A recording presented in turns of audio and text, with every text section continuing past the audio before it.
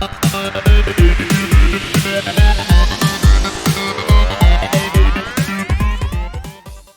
दोस्तों। तो कैसे हैं आप? उम्मीद है आप ठीक ठाक होंगे। आज हम एक नए टॉपिक के साथ आए हैं। आज हम देखने वाले हैं कि डेटा वेयर हाउस और डेटा लेक होता क्या है और इन दोनों के बीच में डिफरेंस क्या होता है। तो यदि हम बात करें, पहले तो हम देखते हैं कि दोनों चीजें क्या हैं। तो पहली बात तो डेटा वेयर हाउस और डेटा लेक दोनों चीजें हैं, मीन्स दोनों सेम चीजें हैं। मीन्स दोनों में हम डेटा स्टोर कर सकते हैं, बट ये एक्चुअली एनालिटिक का पार्ट है। तो यहाँ पे हम स्मॉल डेटा की बात नहीं कर रहे हैं, हम यहाँ काफी सारा डेटा स्टोर कर रहे हैं। मीन्स पेटाबाइट्स, टेराबाइट, इस टाइप का डेटा हम data warehouse and data lake के अंदर स्टोर कर सकते हैं। ठीक है, तो फिर इन दोनों में डिफरेंस क्या है? क्योंकि दोनों में डेटा तो स्टोर हो रहा है, पर वो डेटा का फॉर्मेट क्या है, डेटा कैसे स्टोर हो रहा है और डेटा कैसे यूज होगा, इस पे बेस पे हम ये डिसाइड कर सकते हैं कि जो भी हमारा डेटा जा रहा है वो डेटा वेयर हाउस में सेव हो रहा है या डेटा लेक में सेव हो रहा है। तो यदि हम बात करें डेटा वेयर हाउस की, तो डेटा वेयर हाउस में मोस्टली स्ट्रक्चर डेटा ही सेव होता है। मीन्स जिसका फॉर्मेट फिक्स होता है। लाइक अगर हम एक टेबल लेते हैं जिसमें टेबल में हमारे पास आईडी रहता है, नेम रहता है, एड्रेस रहता है।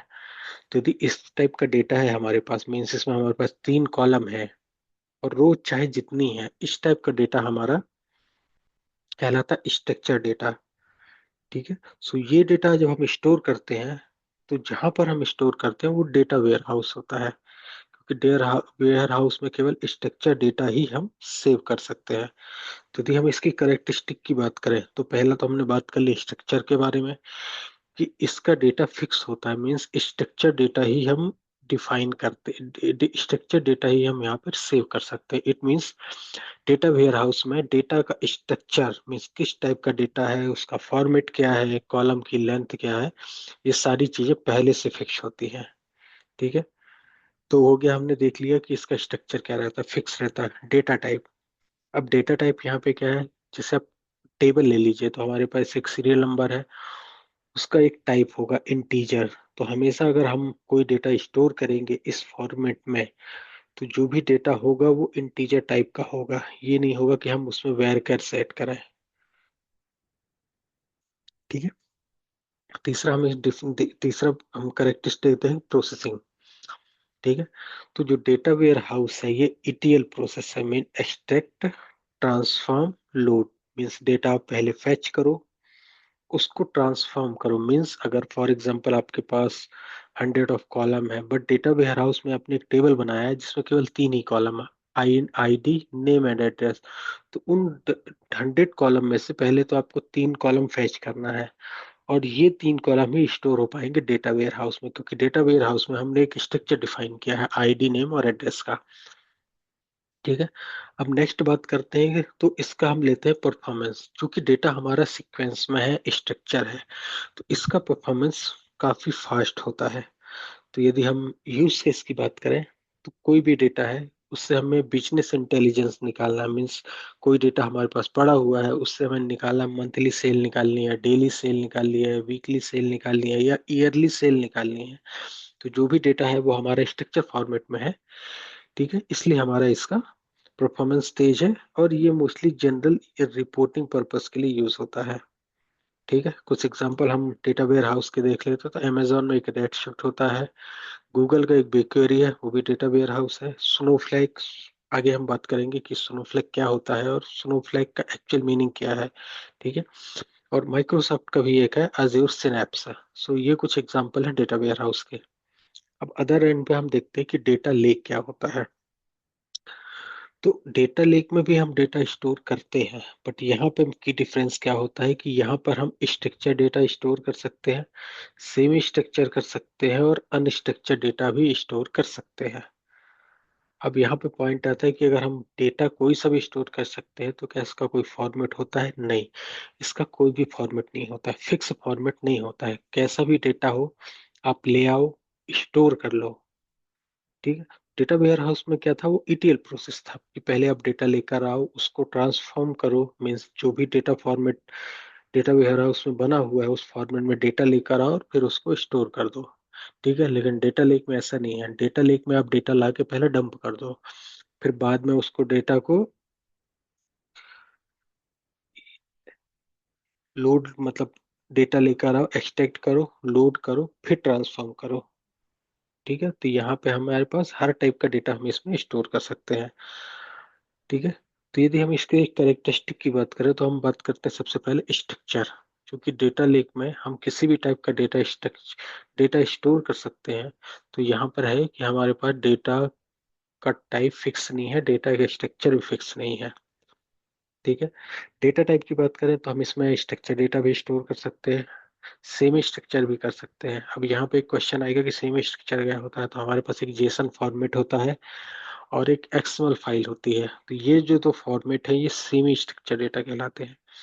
और तीसरा फॉर्मेट है अनस्ट्रक्चर डेटा। सो अनस्ट्रक्चर मीन्स हम इसमें ऑडियो वीडियो इस टाइप से हम स्टोर कर सकते हैं। ठीक है, अब इसकी प्रोसेसिंग की बात करें तो डेटा वेयर हाउस था वो ईटीएल प्रोसेस था कि डेटा एक्सट्रैक्ट करो, ट्रांसफॉर्म करो, फिर लोड करो इसमें।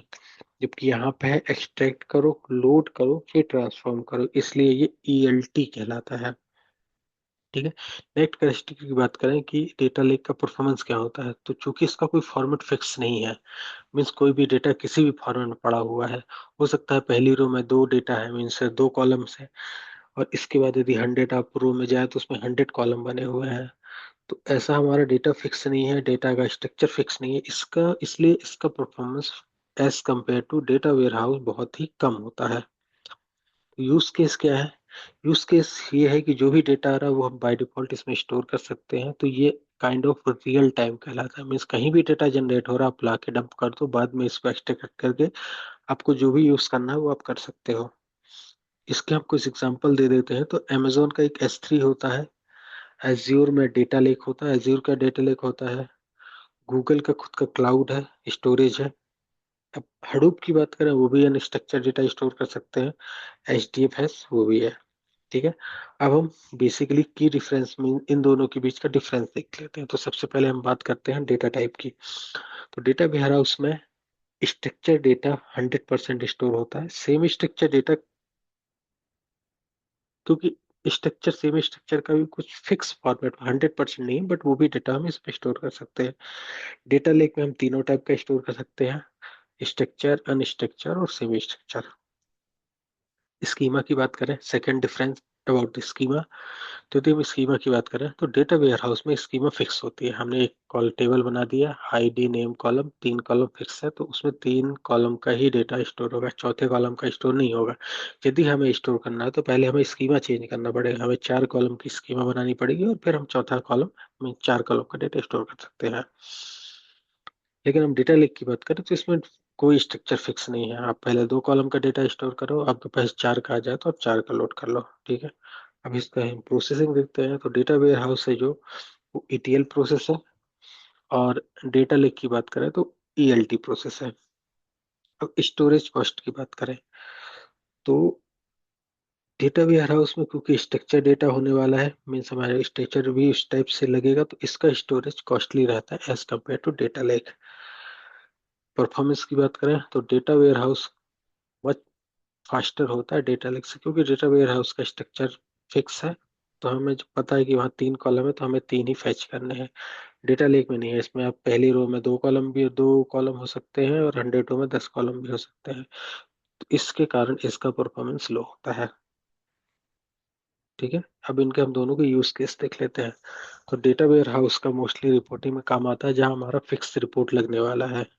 ठीक है, डेल्टा लेक की बात करें तो ये मशीन लर्निंग में यूज होता है और रियल टाइम एनालिटिक में काम में आता है। ठीक है, तो आई होप ये वीडियो आपको अच्छा लगा होगा, और यदि ये वीडियो आपको अच्छा लगा है तो आप हमारे चैनल इन्फो वर्डपुल को सब्सक्राइब करें, इस वीडियो को अपने दोस्तों के साथ शेयर करें जो कि बिग डेटा में अपना करियर बनाना चाहते हैं। धन्यवाद।